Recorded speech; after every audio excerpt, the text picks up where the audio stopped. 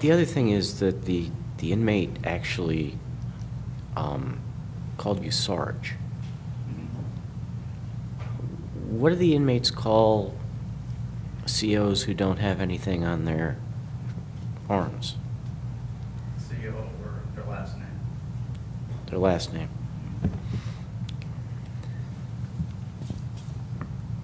Thank you. Thank you, sir. Anything further from the association? We do have 3 final assaultees here, and I'll be brief with them. We don't have any additional testimony from those officers. So the panel understands that we're not just bringing in guys, or that this is just an issue for our male staff. I'd like to draw your attention to the slides. As you know, SCI Muncie is our female prison, and specifically, Officer Bowers was responsible for monitoring people coming and going from the med line. And Officer Bowers observed an inmate running in an unauthorized area, and she told her to stop, as was her duty. The inmate got mouthy with her, but ultimately stopped. And during this specific time, according to the DOC records, that inmate was involved for the Medline number 3. Medline number 3 left, and Medline number 4 starts to come in. And again, this officer, Lori Bowers, sees the inmate again. And the inmate approaches her specifically and says, "I'm going to run." And Officer Bowers says, "No, you're not." And without warning, and this is according to Officer Bowers,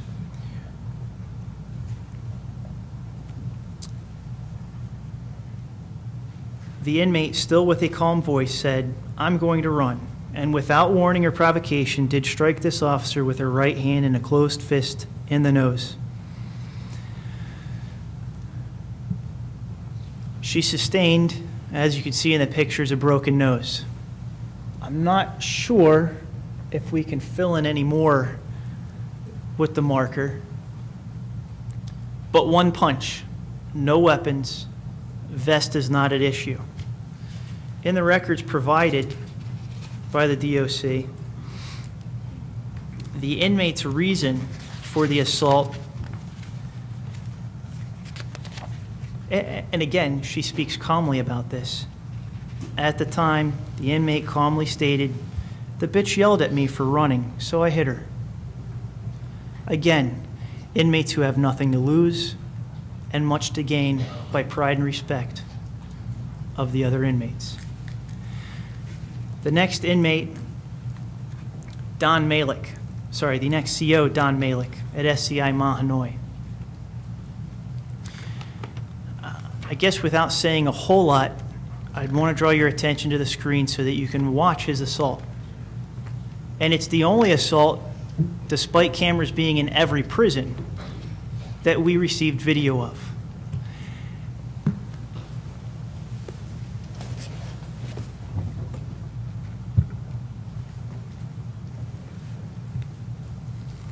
If I could just draw your attention here. Officer Malik and an inmate standing in front of him at the desk where he's at. Watch the inmate up top with the white shirt. As he comes in, the other inmate leaves. Is that an alarm? No, it's in the movie, I think.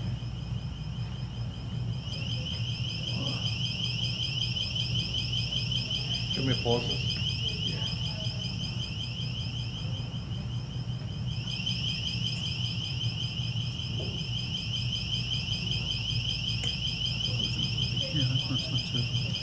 I'll go back.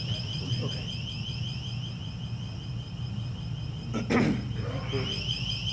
It'll just be one moment. It was a door alarm. They're trying to fix it.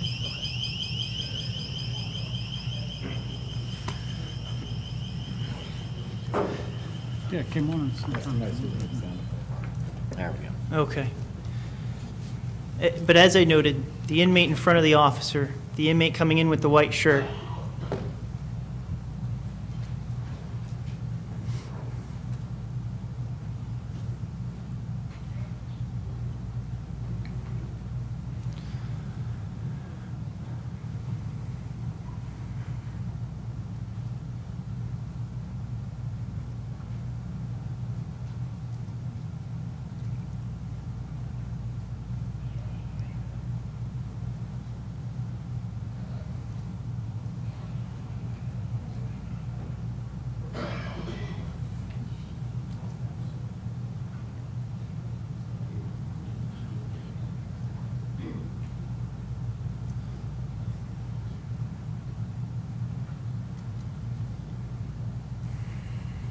You might want to point out at the beginning of this assault, that desk is like 3 feet to the right. By the end of it, it's past that pole.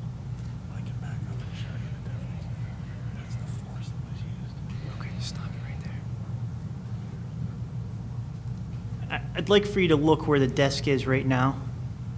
And if you could back the video back up to the beginning.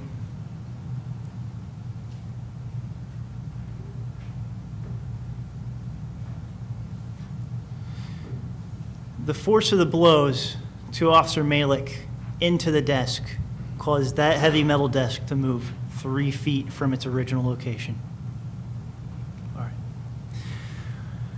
Officer Malik, prior to working for the DOC, was a laborer in the steel mills. He began his career with the DOC in 2007, and his assault occurred just before Christmas in 2010. And he remains out of work as a result of this assault. His immediate injuries were a broken L2 vertebrae, a broken right orbital bone, a crack in his right eyeball that caused it to fill with blood, lacerations and bruises, and some internal abrasions due to the kicks to the low back. If you could move forward. When asked, Officer Malik, go ahead and go to the next slide for the picture. Officer Malik's account of this incident for the eye injury was that he actually thought that he lost his eye. That's the eyeball that had the crack in it that filled with blood. He's currently seeing neurologists for headaches that have gotten progressively worse and dealing with a psychologist with post-traumatic issues. And he continues to heal from his broken back. That video was completely unedited, start to finish, and was not replayed. The state trooper who did the investigation counted, to the best of his ability, 41 individual blows by fist or foot before the inmate decided to stop.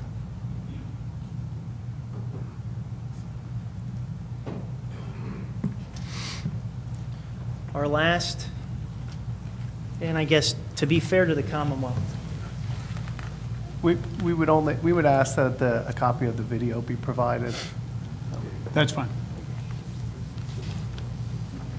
to be fair to the Commonwealth, some of the blows by kicks hit the back portion of the vest. As we've heard testimony, though, it's a slash-proof vest, not a kick-proof vest, and really maybe lessen the blows. However, his one injury was a broken L2 vertebrae, so it did nothing to protect the spine. I would object to that commentary based upon the fact that he has no basis to determine whether or not the vest prevented further injury. I'll admit that I'm not a medical expert. And I'm taking those comments from an advocate here. Our last CO, and certainly not the only other CO that's been assaulted, is CO Russ Dieters.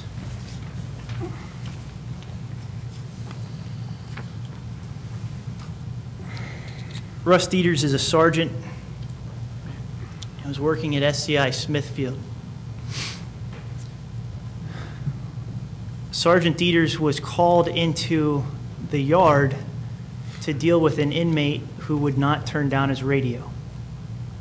And the specific issue here is that the COs who were telling the inmate to turn their radio down didn't have stripes on their shoulders. And so they knew to go to somebody else with stripes to give him this command.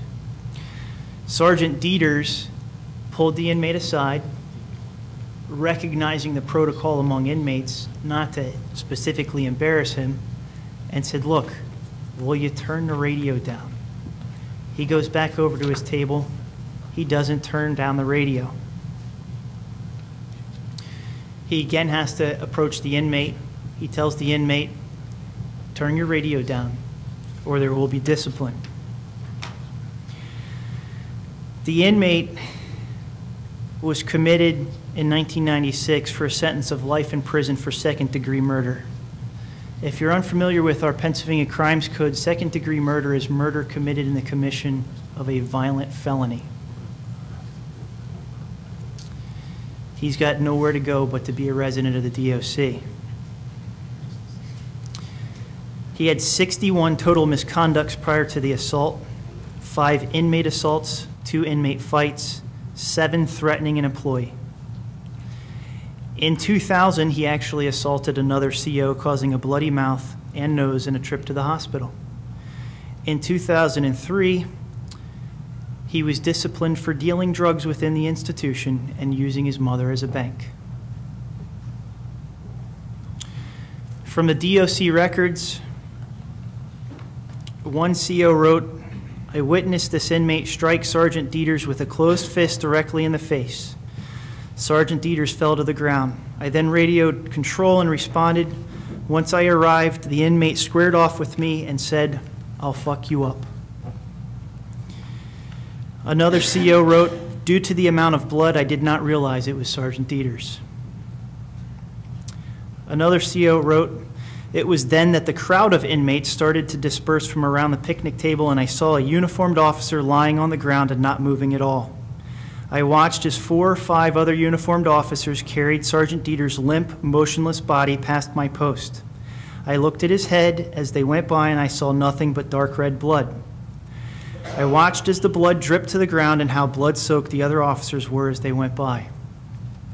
Finally, another CO wrote, "At that time, the inmate struck Sergeant Dieters with a closed fist in the face, and Sergeant Dieters fell to the ground.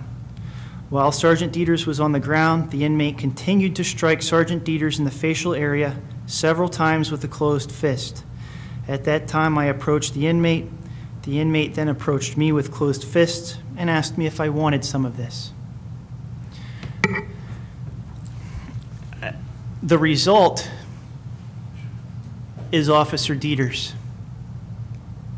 It's really unnecessary to go back up to this mannequin and cover the entire head and neck area with that red marker. No weapons, just fists. Because the inmate didn't want to turn down his radio. He's got nothing to lose. He's a life inmate. Everything to gain by scarring this inmate or this CO for life. Period. Thank you. All right, thank you. We're going to take our lunch break now. We'll reconvene here promptly at 1:15.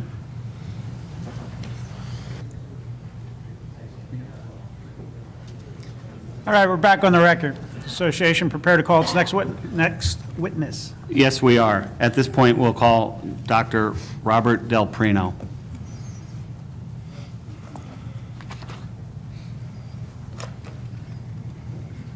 Yep, good afternoon, sir. Could you state your name and spell your last name for the record? Dr. Robert Del Prino, that's D-E-L, small t, R-I-N-O. For purposes of the doctor's testimony, you will find in the exhibit booklets, you will find at Exhibit 21 his CV, and at Exhibit number 22 is a copy of the doctor's summary report. So with that being said, I would like to first talk to you, Doctor, about your educational background and also about your work experience. Could you first please describe your educational background?